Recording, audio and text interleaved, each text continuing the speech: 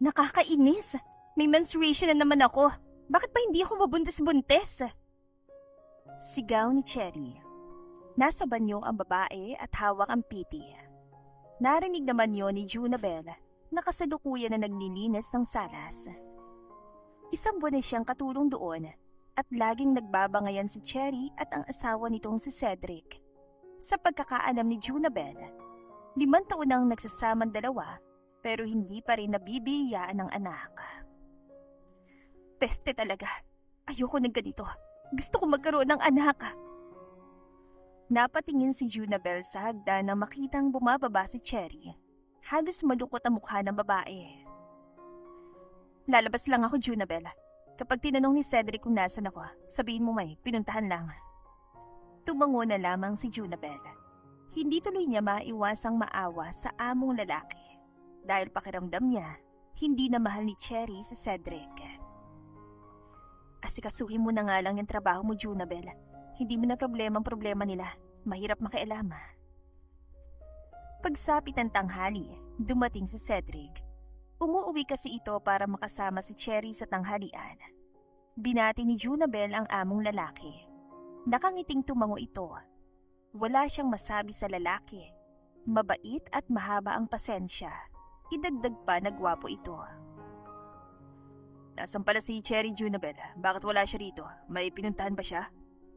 Tanong ni Cedric habang nilalagyan niya ng pagkain ng plato nito. May pinuntahan po siya, sir. Hindi po sinabi kung saan. Baka uuwi din po siya maya-maya. Napapadalas ang pag-alis-alis niya.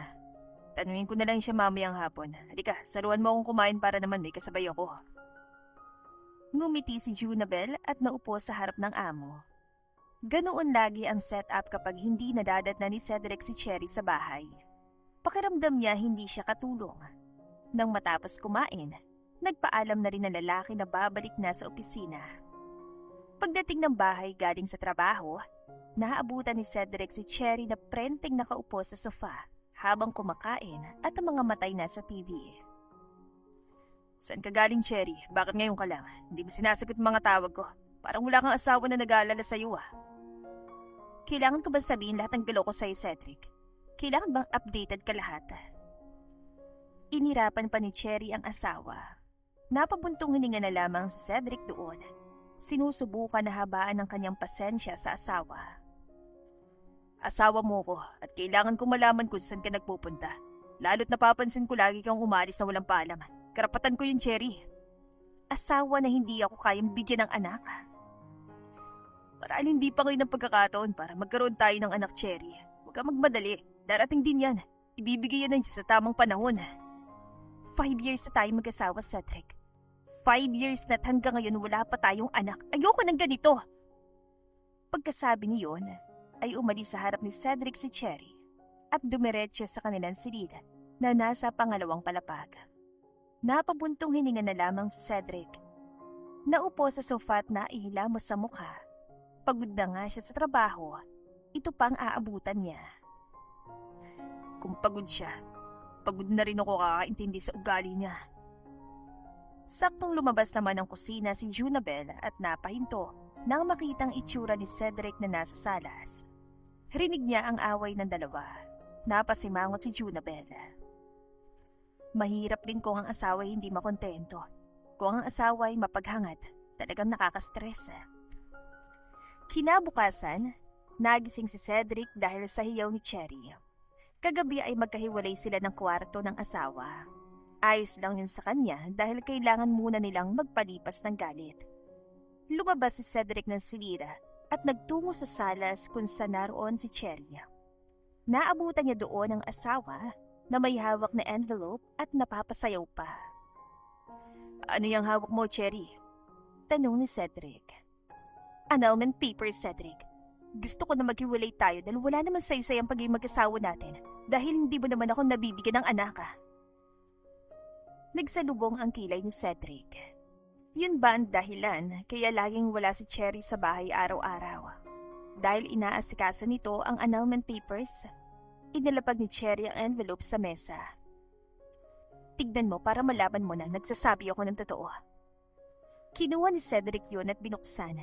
Pagkatapos ay inilabas ang papel doon. Pinasadahan niya yon ang tingin. Annulment papers ngayon. Tinignan ni Cedric na masama si Cherry. Bakit ka nag-file ng annulment? Cherry, ano ba nagawa ko mali para gawin mo to? Hindi nga natin alam kung sino sa atin ang may diferensya, di ba? Ikaw ang may diferensya sa atin, Cedric. Healthy ako at magbubuntis ako. Hindi ako mabuntis-buntis dahil baog ka. Paano ka nakakasiguro na ako may diferensya, Cherry? Napakababaw ng dahilan mo para gawin to. Wala akong pake, Cedric. Basta tapos na tayo at wala na magbabago doon. Napailing na lamang sa Cedric. Hindi niya akalain na magagawa yun sa kanya ni Cherry. Lahat ibinigay niya rito, tapos itong igaganti nito sa kanya. Sige, kung gusto mong umalis ka. Ayan, pirmado ng annulment paper. Wala nang dahilan pa para manatili ka rito. Kunin mo na mga gamit mo, Cherry. Tandaan mo, hindi ako nawalan. Talagang aalis na ako, Cedric. Hindi ko na kayang tumira pa dito kasama ka. Pagkasabi niyon, nagtungo na si Cherry sa kwarto at kinuha ang mga gamit ito.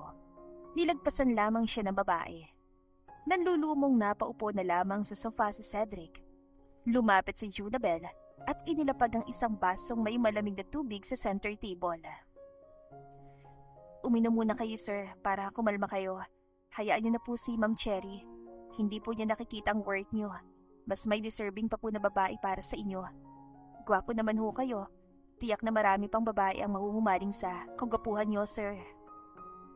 Tinignan ni Cedric si Junabel. Ngumiti ang dalaga. Nagpasalamat siya rito.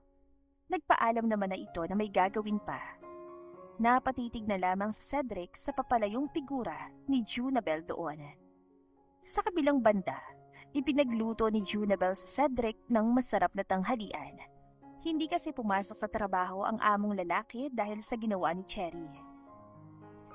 Ang pangit ng ugali ni Ma'am Cherry. Hindi ba niya naisip ang mga sakripisyo ni Sir maibigay lang gusto niya? Bulong ni Junabel sa sarili. Akala ko kasi, sapat na dahilan na yun para hindi niya ako iwan. Hindi pala, nagkamali ako. Dahil kapag hindi makontento ang babae, iiwan ka pa rin.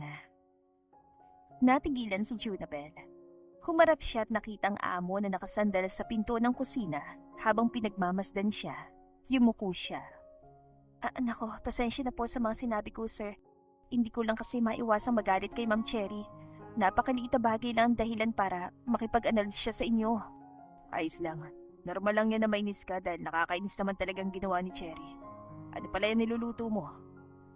Lumapit si Cedric sa kanya at tinignan ang niluluto niya. Iyon ang paborito nitong nilagang baboy. Wow, may favorite nilagang baboy. Sige, tapusin mo na yan at sabay na tayong kumain. Mag-prepare na rin ako ng mga plato. Napangiti na lamang si Junabel. Hindi niya akalain na may ganong side si Cedric. Ipinapangako niya, hindi siya aalis doon at sasamahan ng lalaki sa pagsubok ng buhay nito. Gagawin ni Junabel ang lahat para makalimutan nito si Cherry. Luto ng nilagang baboy, sir. Kain na tayo. Tiyak na magugustuhan yung luto ko. Makakalimutan niyo agad si Cherry. Gusto ko yan, Junabel. Tiyak na masarap yan. Ikaw nagluto eh. Natawa na lamang si Junabel at inihain na sa mesa ang pagkain. Napangiti na lamang siya nang makitang maganang kumain ng among lalaki. Nagustuhan niyo ba ang luto ko, sir? Masarap ba? Oo naman, masarap siya. Sa susunod, gusto ko ng Bicol Express. Isa rin yun sa paborito ko eh. Ngumiti na lamang si Junabel at tumango. Pero pansin niyang pilit lamang na pinapasaya ni Cedric ang sarili dahil sa ginawang pag-iwan sa kanya ni Cherry. Nasasaktan si Junabel dahil doon. Aaminin niya, may gusto siya sa among lalaki. Hinawakan ni Junabel ang kamay ni Cedric na nakapatong sa mesa. Napatingin doon ang lalaki at lumipat yon sa kanya mukha. Malalampasan mo rin yung pagsubok na yan sa buhay mo, sir. Lahat naman tayo dumadaan sa pagsubok para mas tumatag tayo. Nasa sa atin na lang kung paano natin dadalhin. Maraming salamat, Junabel. Malaking tulong para sa akin ang payo mo. Maswerte ang lalaking mapapangasawa mo. Ngumiti lamang si Junabel. Niyaya na lamang niyang kumain ng amo. Nang matapos kumain, siya na naghugas ng pinggan. Nagpaalam naman si Cedric na pupunta lang ng kumpanya. Kung si Sir Cedric ang mapapangasawa ko, napakaswerte ko na siguro. Gabi na makauwi si Cedric. Lasing na lasing siya at halos matumba na. Mabuti na lamang at nasa salas pa lang si Junabel dahil hinihintay niya ang amo. Sir Cedric, bakit naman kayo nagpakalasing? Gusto kong makalimutan ang mga ginawa sa akin ni Cherry. Dahil ba hindi ko siya mabigyan ng anak, iiwan ako. Ilang bambasayan niya para manatili sa akin. Lasing na nga si Cedric. Inalalayan naman ni Junabel ang amo patungo sa silid nito. Nang makapasok, pabagsak niyang inihiga sa kamang amo. Cherry, bakit mo ko iniwan? Di ba nangako tayo na magsasama hanggang pagtanda? Hindi maiwasang malungkot ni Junabel sa nakikitang paghihirap ng lalaki. Umupo siya sa kama at hinawakan ang kamay nito. Makakaya mo yan, sir. Malakas ka, di ba? Nandito lang ako para alalayan at samahan kayo sa pagsubok ng buhay niyo.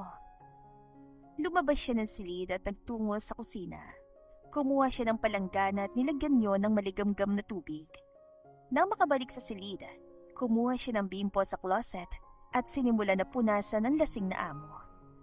Amoy na amoy pa niya ang pinaghalong alak at pabango. Sinimula na niyang dampian ng bimpo si Cedric. Huwag yun ang pag-aksaya ng panahon at luha si Ma'am Cherry. May mga taong nandyan lang at pinapahalagahan ka. Yung minamahal ka, kahit palihim lang. Napalunok si Junabel nang tanggalin niya ang polo ni Cedric. May balahibo ang binata sa dibdib na mas lalong nakadagdag sa kagapuhan nito. Sinimula na ni Junabel na punasan yon hanggang sa makatulog ang lalaki.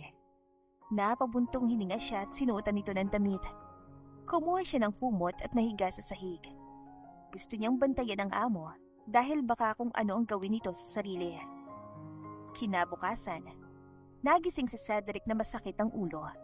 Sumagi sa isip niya ang ginawa niyang paglalasing kagabi. Ay, nasobrahan ako sa alak. Hindi ko napigilan ang sarili ko. Kagabi ay gusto lang niyang kalimutan ang ginawa ni Cherry, kaya nagpunta siya sa bar at nilunod ang sarili sa alak. Napatingin si Cedric sa sarili. Iba na ang damit niya. Sino nagpalit sa akin? Nagtatakang tanong niya sa sarili. Napatingin siya sa ibaba ng kama nang may marinig na tunog. Walang iba kundi si Junabel. Ibig sabihin, ang dalagang nagpalit ng kanyang damit. Napangiti si Cedric. Hindi niya akalain na may ganong side ang babae. Kailanman, hindi naging ganoon sa kanya si Cherry. Kapag nalalasing siya galing sa isang event o sa kung saan, hinahayaan lang siya nito. Junabel, gising na, tanghali na. Magluluto ka pa ng agahan. Biro lamang yon. Dahan-dahan na nagmulat ang mata si Junabel. Kagaditong bumangon, napathin ang dalaga sa kanya. Pasensya na sir, ngayon lang ako nagising. Napuyat kasi ako kagabi. Ako kasi yung nag-asikaso sa inyo dahil lasing kayo. Pupunta na po ako sa kusina para makapagluto na ng almusal. Baka gutom na kayo. Natawa na lamang si Cedric dahil sa pagkabalisa ni Junabel na parabang nakagawa ito ng krimen. Hindi naman kita pinagmamadali, Junabel.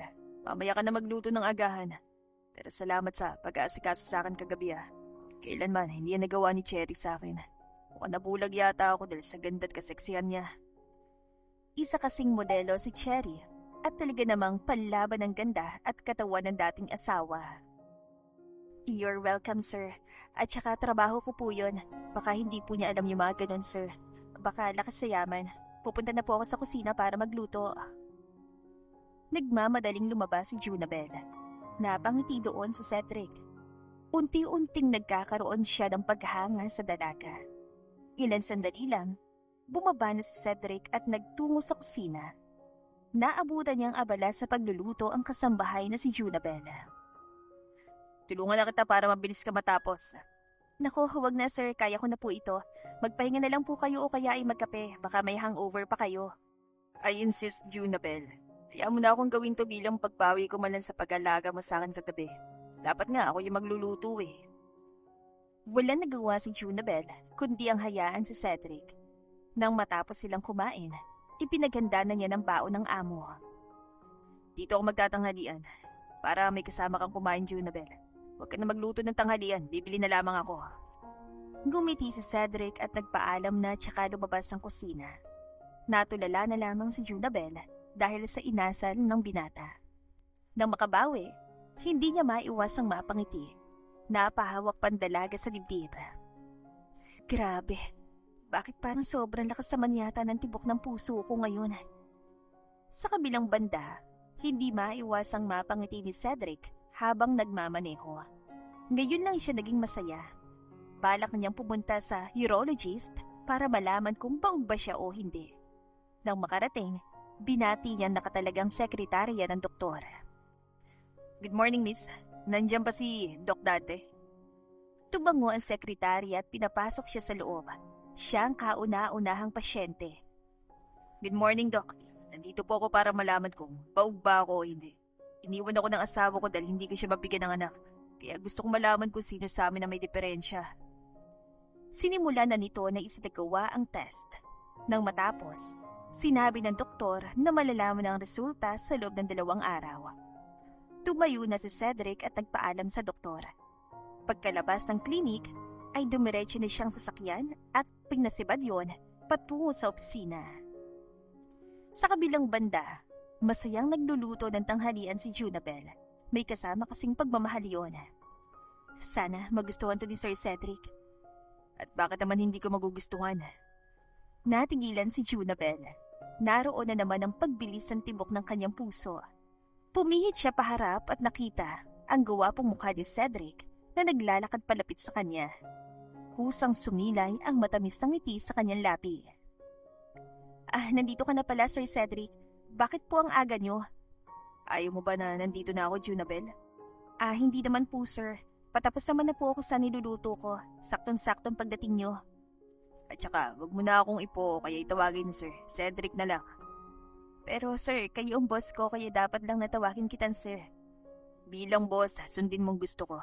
Okay ba yung Junabel? Okay, Cedric. Kung yan ang gusto nyo, wala akong magagawa. Ngumiti si Cedric at nagpaalam na sa kanya na magpapalitan damit.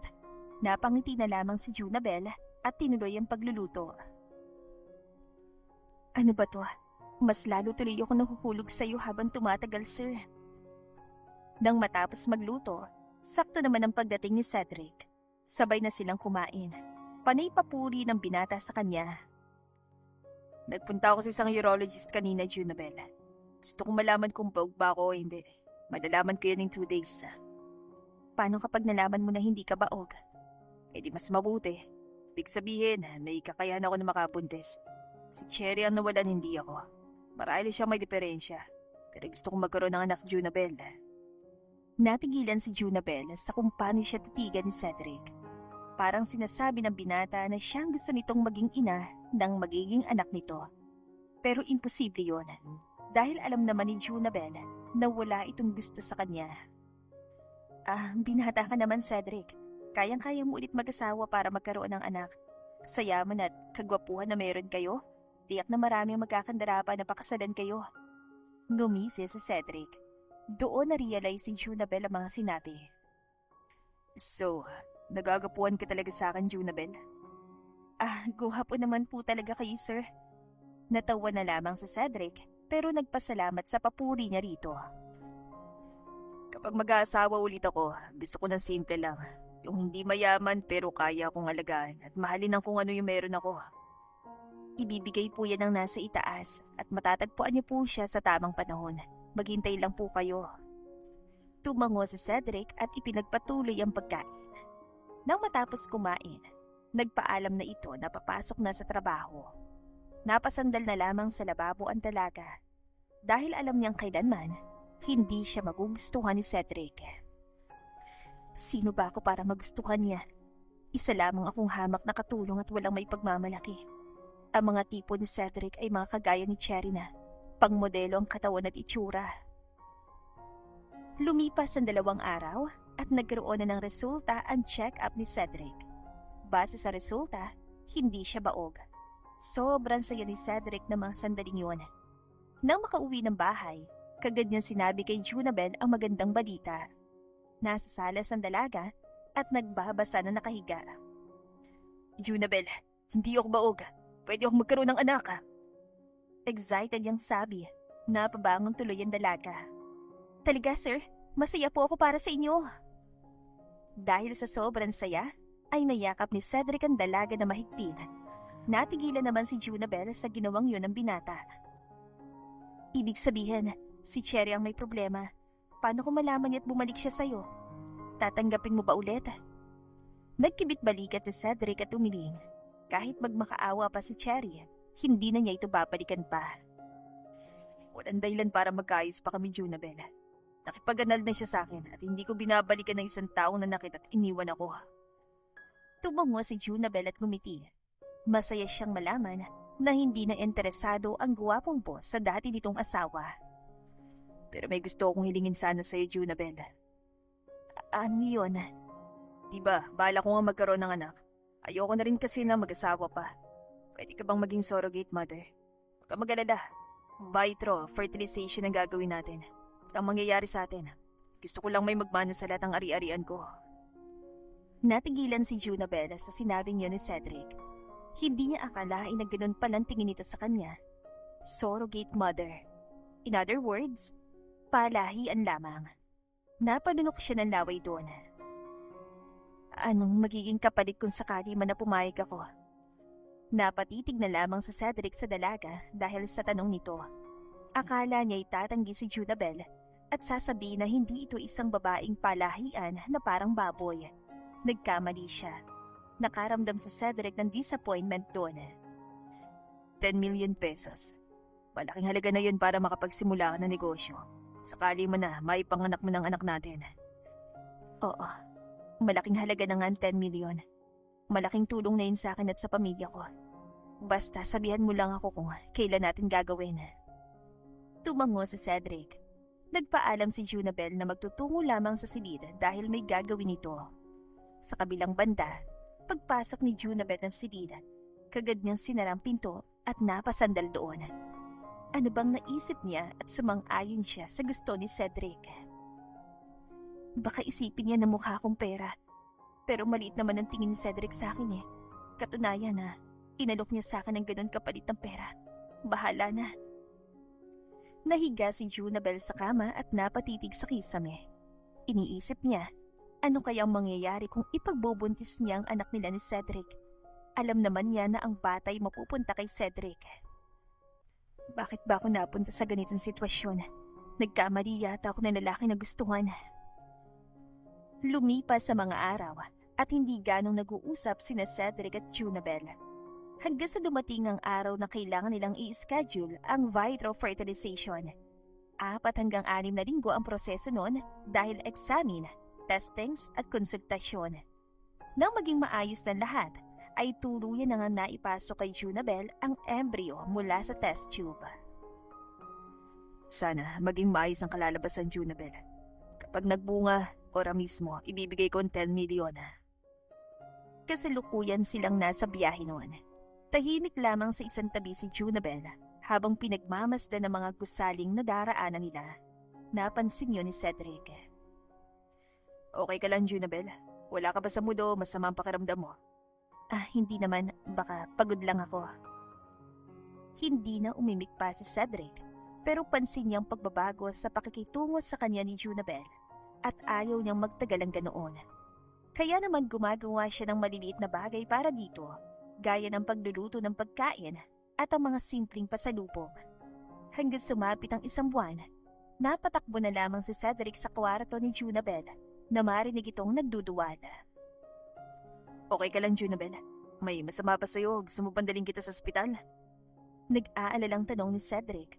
Huminga ng malalim si Junabel at ibinigay sa kanya ang PT. Buntis ako, Cedric. Tagumpayan naging operasyon. Napasuntok sa hangin si Cedric at halos magtatalon sa tuwa. Niyakap niya na mahigpit si Junabel. Salamat sa Diyos at dininig niya ang aking mga panalangin. Hindi na ako makapaghintay na makita magiging anak natin, Junabel. Punong-puno ng pananabik at saya ang mukha ni Cedric habang hinahaplos ang tiyan ni Junabel. Nasa 2 buwan na ito, tumingin si Cedric sa dalaga. Makikita sa mukha nito ang lungkot. Nasa sala sila ng sandaling yun dahil kakauwi lamang niya galing trabaho. Hindi ka ba masaya na magkakaroon na tayo ng anak, Junabel? Para kasing ang lungkot na mukha mo. Pilit nang ngumiti si Junabel at napahawak na rin sa kanyang tiyan. Siyempre, masaya ako dahil sa wakas, magkakaroon ka na rin ng anak na magmamana ng mga ari-arian mo. Pagkatapos ko manak ang anak natin, uuwi ako sa probinsya. Napatitig na lamang si Cedric sa dalaga. Kung alam lamang nito ang dahilan kung bakit niya yun ginawa. Pero sasabihin niya yun sa tamang panahon.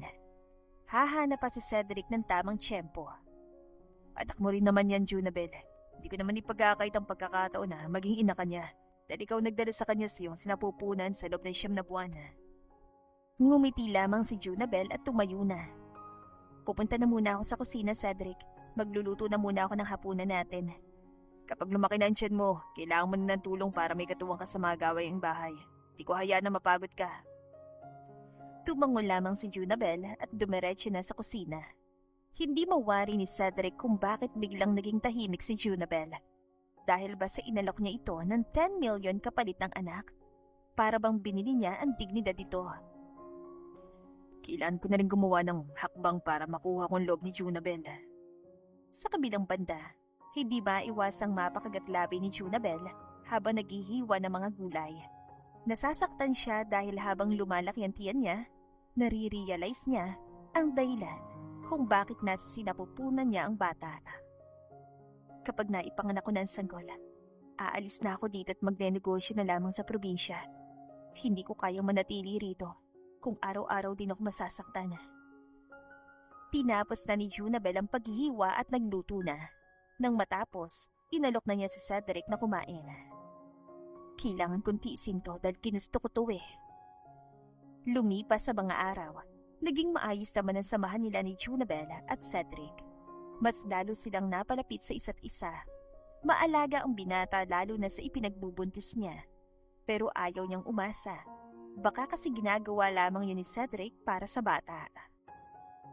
May gusto ka bang kainin? Sabihin mo lang at bibiling ko. Kasalukuyan silang naghahapunan ng mga sandaling yon. Pagkasabi niyo ni Cedric, nag-crave siya bigla ng mango shake. Sinabi niya yon kay Cedric. Sige, bibili na ako ngayon. Kumain ka na dyan. Hindi kasi maganda na hindi mabili ang gusto mo.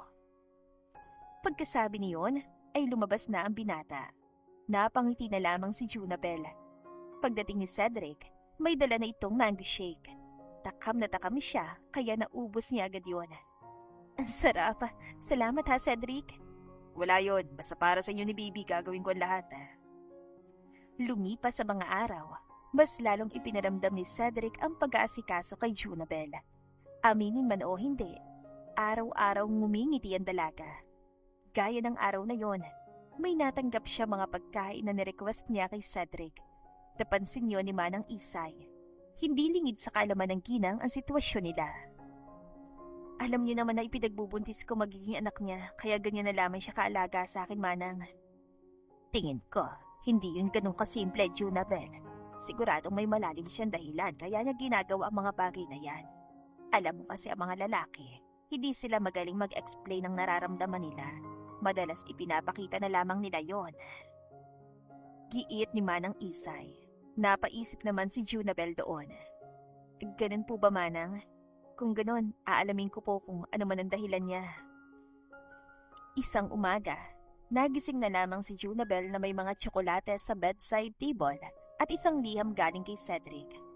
Nakalagay doon na alagaan niyang sarili at kung maaari ay huwag nang tumulong sa mga gawaing bahay para hindi siya mapagod lalo at may kasambahay naman na sila.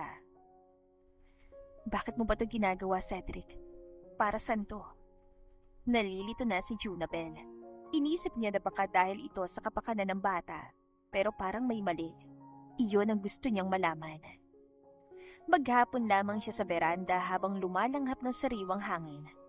Minsan, tinutulungan niya si Manang Isay, pero lagi nitong sinasabi na bilin daw ni Cedric na huwag siyang pagtrabahuhin. Nakakainip po kasi, Manang. Gusto ko may ginagawa ko kahit papano. Natawa na lamang si Manang Isay. Pumunta ka na lamang sa kusina mamaya kapag kakain na. Siguradong magagalit si Cedric kapag nalaman na tumutulong ka. Baka mamaya ako naman tumasasanta dito. Kaya sige na, abalahin mo na lamang ang sarili mo sa panonood ng TV. O kaya naman magbasa ka ng libro. Sige po, Manang.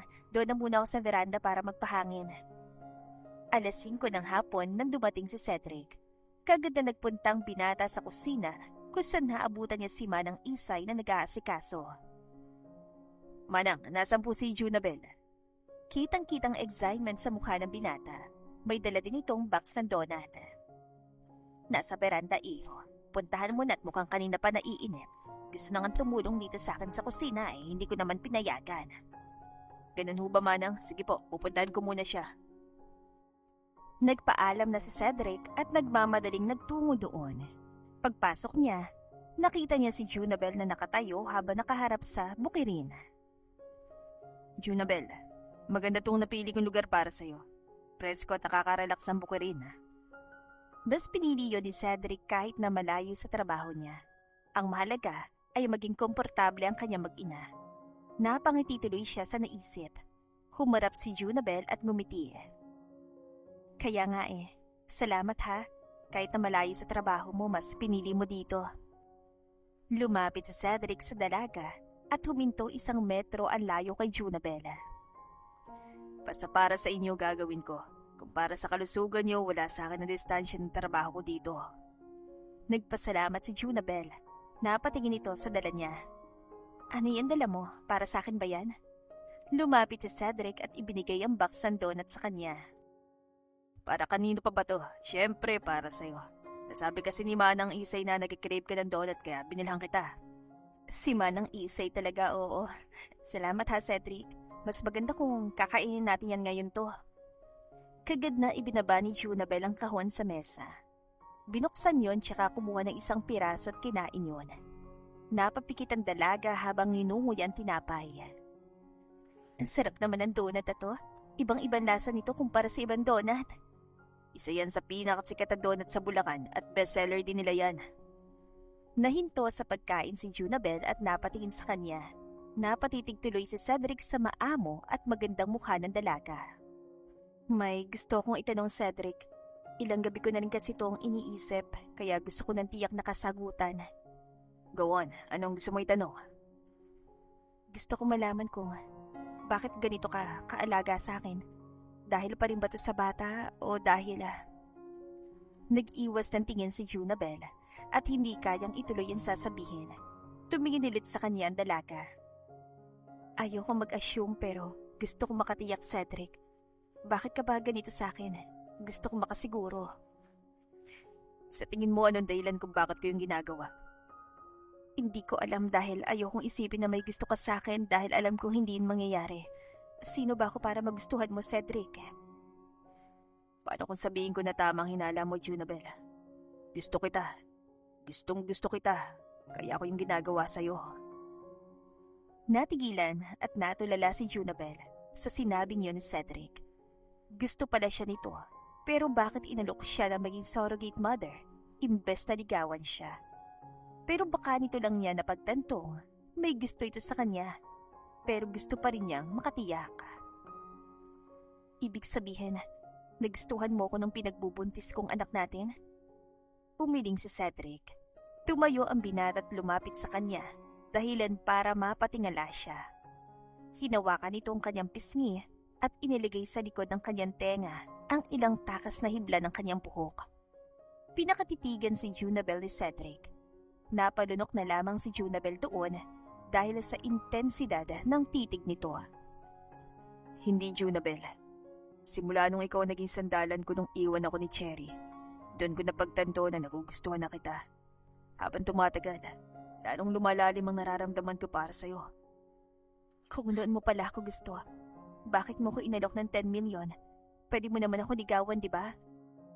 "Ang totoo niyan, hinihintay ko lang na tumanggi ka at sabihin mo na hindi ka papayag na maging surrogate mother dahil gusto mo na gawin ang bata sa tamang proseso. Pero pumayag ka kaya naisip ko na wala kang nararamdaman sa akin. Pero ang totoong dahilan ay, kung sakali man, ang batang magiging daan para matutunan mo kung magustuhan." Napakagatlabi si Junabel. Mukha nagkaroon sila ng miscommunication. Hinawakan ni Cedric ang kanyang baba. "Nagkaroon man ng miscommunication ng lahat, handa kong itama lahat ng pagkakamali natin. Patawarin mo ako kung naging mahina akong aminin ang nararamdaman ko para sa iyo, Junabel." Pareho lang tayo nagkamali. Hindi man nabuo ang bata sa tamang proseso at hindi man bunga ng pagmamahal kaya siya nabuo. Pero ibibigay natin ang buong pagmamahal natin sa kanya. Ginawa ko to dahil gusto kita. Hindi man sa proseso ng Diyos, pero yung layunin kong bunga na rin ang pagmamahal. Kaya din naman ako pumayag dahil umaasa ko na balang araw, sa pamamagitan ng anak natin ay matutunan mo rin ako mahalin, Cedric. Matagal na nagtamang kanilang mga paningin doon. Maya-maya pa, unti-unting inilapit ni Cedric ang mukha sa kanya. Ipinikit naman ni Junabel ang mga mata at hinintay na maglapat ang kanilang labi. Di naman niya ang halik ng binatang minamahal. Sa bawat halik ni Cedric ay tila ba nanlumo ang mga tuhod ng dalaga. Napakapit siya sa batok ng lalaki habang tinutugon ang maiinit itong halik doon. Matagal ang ginawa nilang halikan. Naghiwalay lamang sandali ang kanilang mga labi dahil tila ba hingal na hingal si Junabel. Pero hindi nagtagal ay muli na naman tong sinunggaban ni Cedric. Halos mabaliw sa kakaibang pakiramdam ang dalaga doon. Kakaibang hatid at dulot ang bawat halik sa kanya ng amo. First time niyang makaramdam ng ganoon. Maya-maya ay hindi na nakapagpigil ang guwapo niyang boss. Binuhat na siya dito at kinububawan doon sa kama. Tatanungin kita, Junabel. Gusto mo bang may mangyari sa atin? Walang pagdadalawang isip na tumango si Junabel at hinaplos ang kanyang pisngi habang nakatitig sila sa isa't isa. Oo, gusto ko, Cedric. Angkinin mo ko ngayong gabi. Mapupungay ang mga matang ani Junabel. Totoong gusto niyang maranasan na maangkin ni Cedric. Simula kasi na mabunti siya nito ay lagi na siyang nakakaramdam ng kakaibang pag-iinit lalo na sa gabi habang nag-iisa. Nahiling niya na sana'y pasukin siya nito sa kwarto at angkinin ng paulit-ulit doon. Hindi mo ito pagsisisihan. Paliligayahin kita ng paulit-ulit, Junabel. Unti-unti nang kumilos si Cedric upang angkinin siya. At nang gabing yun, kapwa nila na ipadama ang pagmamahal sa isa't isa. Nakatulog si Junabel doon na may ngiti sa kanyang labi. Masakit man sa una, pero kakaibang saya naman ang hati dito sa huli. Ilang beses siyang dinala ni Cedric sa rurok ng kaluwalhatian na talaga namang lalong nakapagpasaya sa kanya. Nagising si Junabel na nasa tabi niya si Cedric at mahimbing nang natutulog. Pinagmasdan niya ang gawapong mukha ng binata. Hindi niya akalain na sa binata niya ipagkakaloob ang kanyang sarili. Masaya siya. Hinaplos si Junabel ang pisngi ni Cedric. Hindi ako nagsisisi na sa iyo ko binigay ang aking sarili, Cedric. Mahal na mahal kita. Masaya ako na bahagi ako ng buhay mo ngayon. Akmang aalisin na ni Junabel ang kamay sa pisngi ng binata, pero napasinghap siya nang hawakan yun ni Cedric. Dahan-dahan na nagmulat ang mga mata ang lalaki, dahilan para magkatitigan sila. Ngumiti siya at binati ito na magandang umaga. Mas maganda ka pa sa umaga. Ako rin, masaya dahil parte na ako ng buhay mo, lalo na't may anak na tayo. Aalagaan at poprotektahan. Pangako yan. Ang aga-aga na bobola ka. Bababa na ako para matulungan si Manang sa paghahanda ng almusal. Biro ni Junabel pero may ngiti siya sa labi. Ito naman naglalambing lang, tsaka walang dahilan para bulahin kita. Umirap lamang si Junabel at tuluyan ang bumaba sa kama. Nagpaalam na siya kay Cedric. Basta huwag kang magpapagod, okay? Ayoko napapagod ka at baka makasama kay baby. Opo, boss. Sabi mo eh. Ngumuso si Cedric kaya nagsalubong ang kilay ni Junabel. Sumimangot si Cedric. Good morning, kiss ko. Nasaan? Walang good morning kiss dahil hindi ka pa nagbumumog. Ang baho kaya ng hininga mo. Mamaya na kapag mabango ng hininga mo. O siya, pupunta na ako sa kusina. Inamoy naman ni Cedric ang hininga nito na ikinatawa ni Junabel bago lumabas sa silid. Si Cedric naman ay bumangon at nagtungo sa banyo para magmumog. Kailangang mabango hininga ko para may good morning kiss ako. Pagdating ni Cedric sa kusina, nagtatawanan sila Manang Isay at si Junabel. Masaya siya dahil magandang epekto niyon sa bata. Mukhang saya yung dalawa. Ano pinag-uusapan nyo? Pakishare naman. Girls talk lang yon, Cedric, hindi ka kasali. Natawa na naman ang dalawa. Napapailing na lamang sa Cedric. Lumapit siya kay Junabel at mabilis na hinalikan sa labi. Pinalakihan siya ng mga mata ni Junabel. Napangiti na lamang si Manang Isay at nagtungo sa lagayan ng mga plato. Nag-toothbrush na ako kaya pwede na kitang halikan. Para-paraan lang iba ka rin. Kain na nga lang tayo't baka gutom lang yan. Nagtawanan silang tatlo. Nang maihain ng almusal ay sabay-sabay na silang kumain. Kinabukasan, habang nagpupunas sa mga muebles at mga gamit sa salas, nakarinig si Junabel ng doorbell. Lumabas siya ng bahay at binuksan ang gate. Natigilan siya na makitang si Cherry yon. Cherry, anong ginagawa mo rito? May kailangan ka bang kunin? Kinakabahan man si Junabel, pero pinili niya maging kalmado. Walang mangyayari kung kabang iisipin niya. Nagtaas ng kilay si Cherry. Bakit tinatanong mo sa akin yan, Junabel? Di ba, taga rito naman ako. Papasukin mo nga ako. Binunggo pa ni Cherry ang kanyang balikat. Napabuntong hininga na lamang si Junabel. Sinara niya ang gate habang nagtuloy-tuloy naman si Cherry sa loob ng bahay. Sumunod naman si Junabel. Hindi dapat kayo basta-basta pumapasok dito, Cherry. Sasabihin ko kay Cedric na nandito ka. Wow! Cedric? Hindi Sir Cedric? Mukhang may something yata. Baka nilalandi mo na si Cedric. Napatingin si Cherry sa kanya mga kaumbukan na tiyan at lumipat yon sa kanya mukha. Buntis ka. Sinong ama nang dinadala mo? Sakto naman na lumabas ng kusina si Manang Isay na may dalang merienda para sana sa kanya. Napatingin si Cherry sa ginang. Nagsalubong ang kilay nito. Mukhang kinuhanan ka pa ng kasama ni Cedric para hindi ka mahirapan sa pagbubuntis Ang swerte mo naman nakatulong. VIP yan. Huminga ng malalim si Junabel. Ayaw man niya sabihin pero kailangan. Kailangang malaman ni Cherry kung sino siya sa buhay ni Cedric. Kailangan din itong malaman na ito ang may diferensya. Ipinagbubuntis kong anak namin ni Cedric, Cherry. Hindi siya ba gaya ng inaakala mo? Mas lalong nagsalubong ang kilay ni Cherry at biglang natawa. Tinignan pa siya nito mula ulo hanggang paa. Niloloko mo ba ako, Junabel? It's a prank ba to? Ipagbubuntis mong anak ni Cedric? Hindi nga niya ako mabuntis, di ba? Marahil nasa indiferensya, hindi kay Cedric. Hindi niya ako mabubuntis kung baog siya. Mahal namin ang isa't isa. Tumalim ang mga mata ni Cherry. Lumapit ito sa kanya at sinampal siya ng malakas. Dahilan para bahagya siya matumba. Mabuti na lamang at nakakapit siya sa sofa. Hindi yun napagandaan ni Junabel, ngunit nakita yon ni Manang Isay. Akmang lalapit ang ginang pero sumenyas siya na huwag mangialam. Ayaw niya itong madamay. Bawiin mo sinabi mo. Kung ayaw mong palayasin kita rito, hindi kay Cedric ang bata na dinadala mo. Totoo mang sinabi ko, Cherry. Si Cedric ang ama ng pinagbubuntis ko. Kung ayaw mong maniwala, problema mo na yon. Apat talagang lumalaban ka ha? Lumayas ka ngayon din.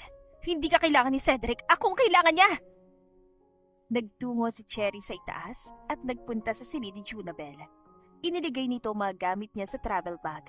Pagbaba nito, dala na nito ang mga yon at pabaliyang inihagi sa kanya. You're not belong here, Junabel. Tiyak na babalikan ako ni Cedric kahit anak niyo man yan.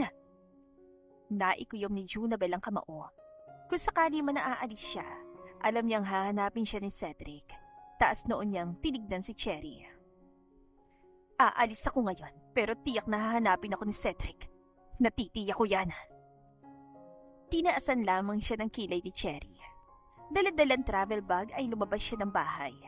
Hindi porket pumayag siya ay sumuko na siya. Gusto niyang malaman ni Cherry na hindi na siya babalikan pa ni Cedric. Pagkapara ng tricycle, nagpahatid siya sa hotel para doon magpalipas ng oras. Alam kong akong panalo at ikaw ang talo, Cherry. Wika ni Junabel sa isip. Sa kabilang banda, nakatanggap si Cedric ng text galing kay Manang Isay na naroon daw sa bahay si Cherry at pinalaya si Junabel.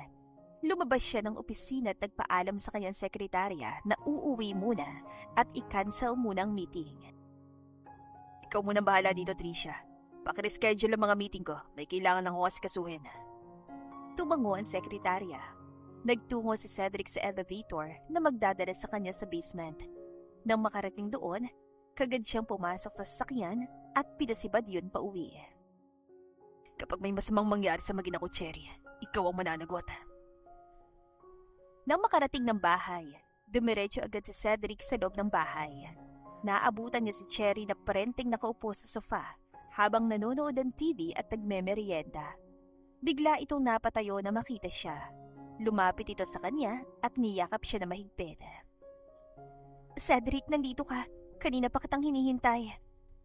Kagad niyang itinulak si Cherry. Muntik pa itong matumba. Mabuti na lang at nabalansa nito ang sarili. Walang naramdamang konsensya si Cedric. Dapat si Cherry ang makonsensya dahil pinalayas ito si Judabel. Anong ginagawa mo rito, Cherry? Sino nagsabi na welcome ka dito, ha? Ang kapal ng mukha mong pumunta pa dito. Ako tong asawa mo, Cedric. Please, patawarin mo ko. Nabigla lang ako sa mga naging desisyon ko pero pinagsisihan ko yun. Pwede naman tayo magpakasal ulit eh. At sino nagsabi na magpapakasal ulit tayo, Cherry? Alam kong mahal mo pa, Hindi na kita mahal, Cherry. Simula nung iwan mo ko, sinabi ko sa sarili ko na deserve ko ng babaeng mamahalin ako kung sino ako at kay Judabel ko yung naramdaman.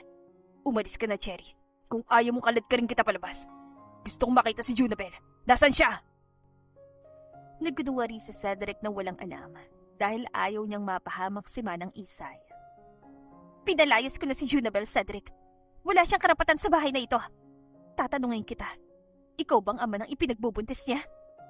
Oo, ako nga ang ama ng ipinagbubuntis niya. Hindi ako baog, Cherry. At saka anong karapatan mo na palayasin si Junabel dito sa bahay ko? Simula nung naghiwalay tayo, wala ka ng karapatan sa kung ano man ang meron ako. Baka nakakalimutan mo na may pinirmahan tayong prenup agreement noon. Kaya nga siguro ganun mo na lamang ako kadaling iwan dahil alam mong wala kang makukuha sa akin. Biglang lumuhod si Cherry at umiyak na malakas. Yun na lang kasi ang huling barahan ng babae. Pinagsisisihan na niya na pumirma siya sa kasunduan nila noon bago ikinasal.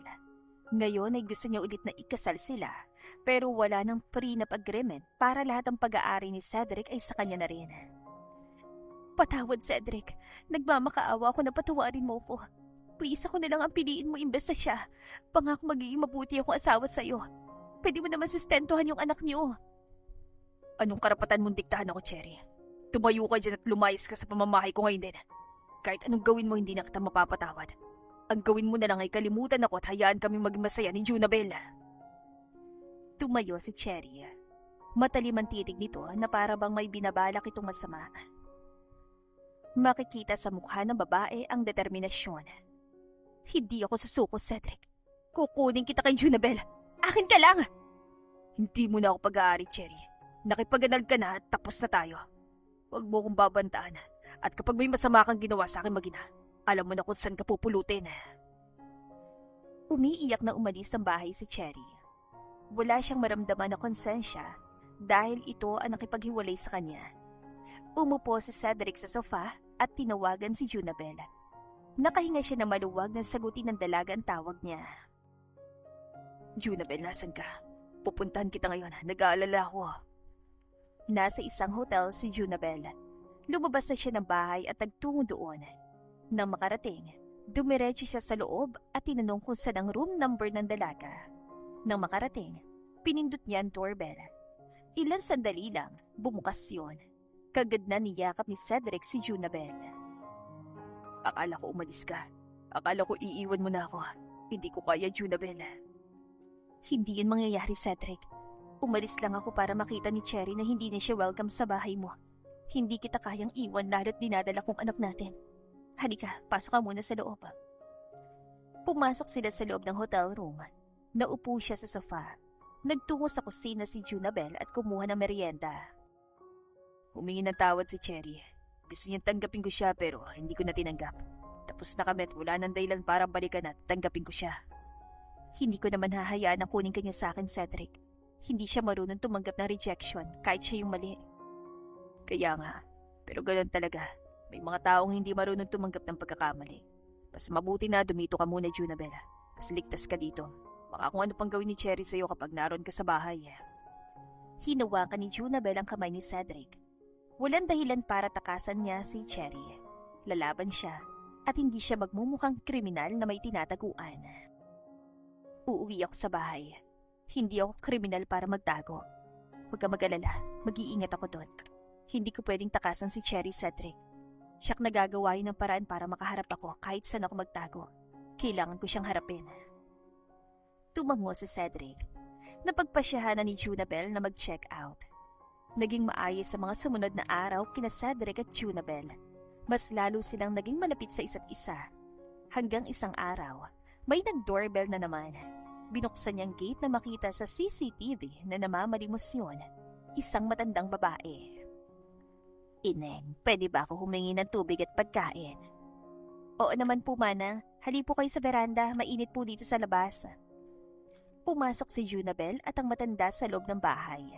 Naupo ang manlilimos sa upuan na nasa veranda. Sino ba yung bisita mo, Iha? Isang matandang namamalimos po, Manang. Pakainin ko lang po, kawawa naman eh.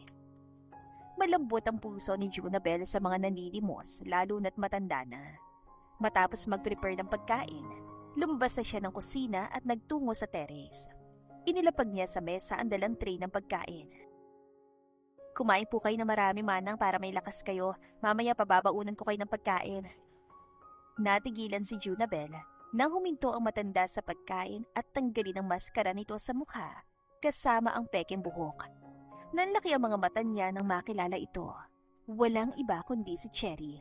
Talagang gagawa ng paraan ng babae para makapasok. Cherry, bakit ka nagpanggap? Manloloko ka? Papasok na sana sa loob ng bahay si Junabel, pero mabilis na naging kilos si Cherry.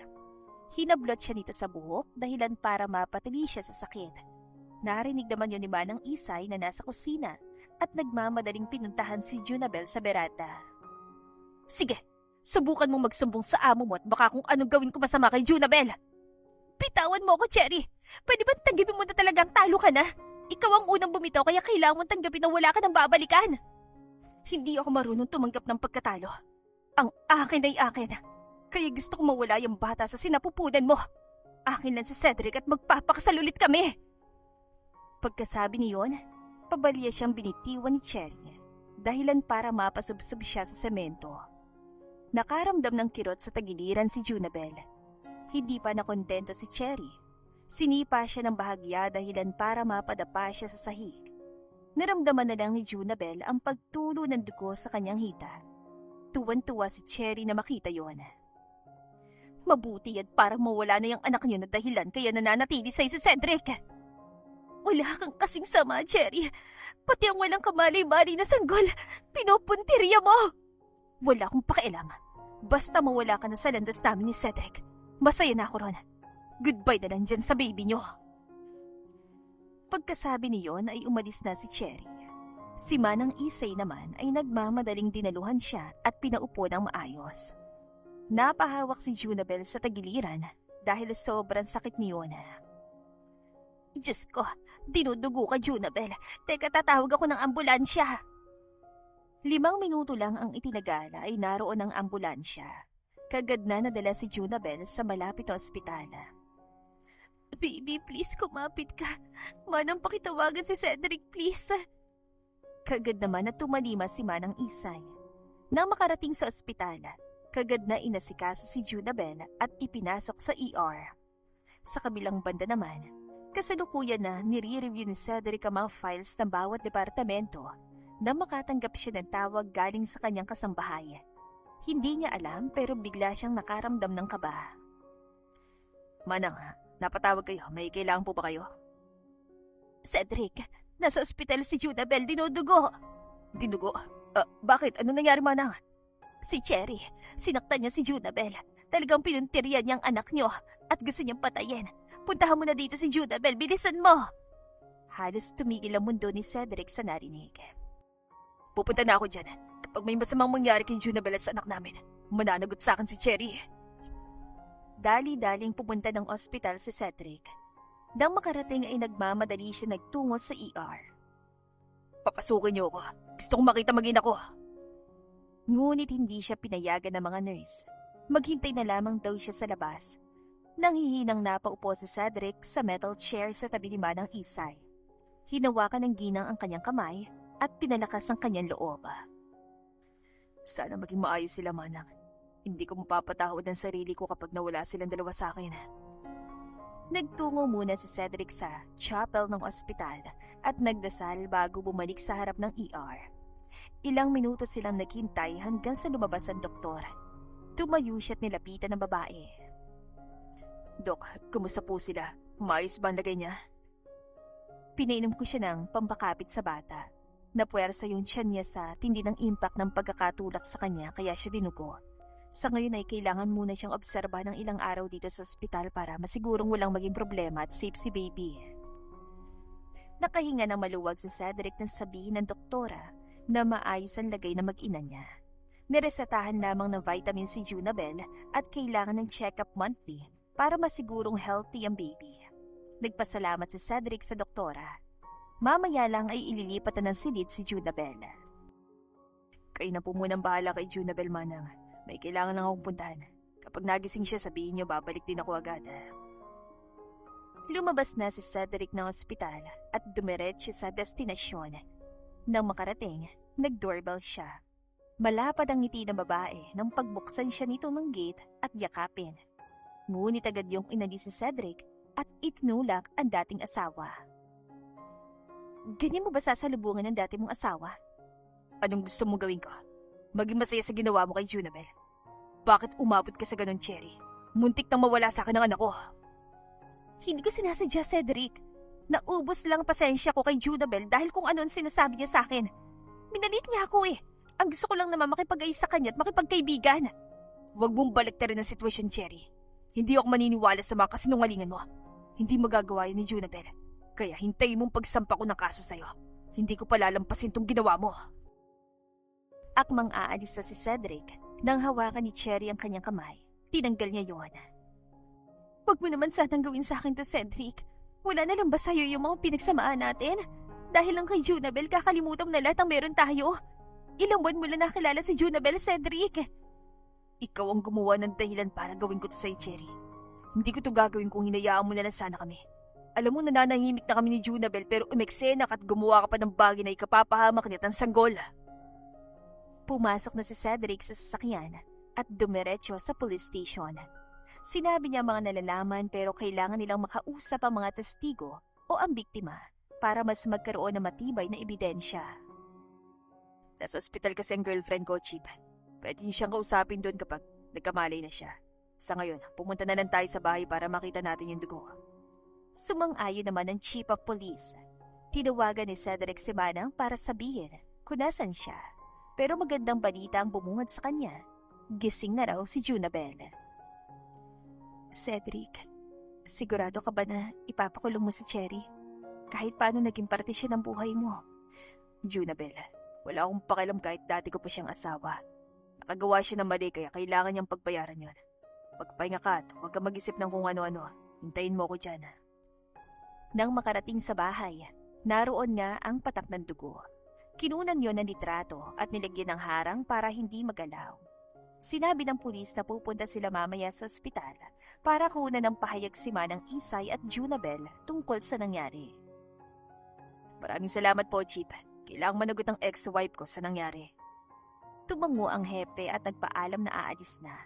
Pinaharurot naman ni Cedric ang sasakyan patungong ospital. Pagdating doon, nagmamadali siya nagtungo sa silid ni Junabel. Gising na nga si Junabel. Kagad niya itong niyakap. Buti na lamang at walang masamang nangyari sa iyo, Junabel. Hindi ko kayang mawala ka sa akin at ang anak natin. Salamat sa Diyos dahil maayos ang lagay ng anak natin, Cedric. Napakasama talaga ni Cherry. Hindi ko akalain na kaya niyang gawin yon. Pati inosenteng bata pinagtangka niyang patayin. Kaya nag-file na ako ng kaso laban sa kanya. Hindi ko mapapalampas ang ginawa niya sa iyo, Junabel. Kailangan niyang pagbayaran ng ginawa niya. Napag-isip-isip ko na tama ang ginawa mo, Cedric. Walang puwang ang awa sa kanyang kasamaan na nagpanggap pa siyang matanda para lang makapasok sa bahay. Hindi ko rin mapapalampas ang ginawa niya sa akin. Mabuti na lang at malakas ang kapit ni baby. Hinaplos si Cedric ang maumbok na tiyan ni Junabel. Makikita ang pagmamahal sa mukha ng binata. Pasensya ka, baby ha. Hayaan mo, wala nang mananakit sa'yo. Ipagtatanggol ka namin ni Mommy. Napangiti si Junabel habang pinagmamasdan si Cedric na kinakausap ang magiging baby nila. At dahil nga kailangang manatili ni Junabel sa ospital ng ilang araw para maobserbahan, si Cedric naman ay hindi muna pumasok sa opisina. Hinahatid na lamang ng sekretarya nito doon sa ospital ang mga papeles na kailangan niyang pirmahan.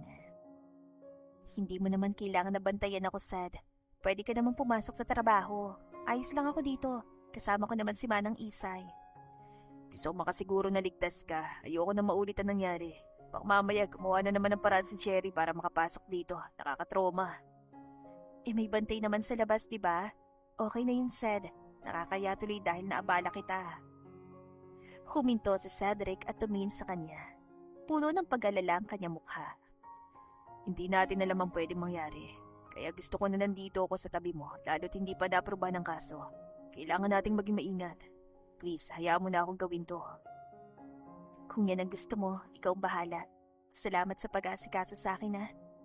Mahal kita, kaya ako ginagawa to, Junabel. Kaya kung isakripisyo ang trabaho ko, masiguro ko lang naligtas kayo. At saka kikilos naman ng kumpanya kahit wala ako doon. Nagpaalam na si Junabel na magpapahinga muna dahil mabigat ang kanyang pakiramdam. Paggising niya, nasa tabi niya si Cedric na nakatitig sa kanya. Bakit ganyan ka naman makatitig sa akin, Ced? Pangit na ako ngayon dahil wala akong make-up. Natawa si Junabel. Umiling naman si Cedric at hinaplos ang kanyang pisngi. Gusto lang kitang tanungin. Gusto mo ba akong maging asawa kung sakali? Oo naman. Ikaw ang ama ng anak ko kaya walang dahilan na hindi ko yun gustuhin. Bakit mo naman naitanong? May dinukot si Cedric sa bulsa at iniharap yun kay Junabel. Napatakip ng bibig ang dalaga nang makitang laman niyon nang buksan ito ng binata.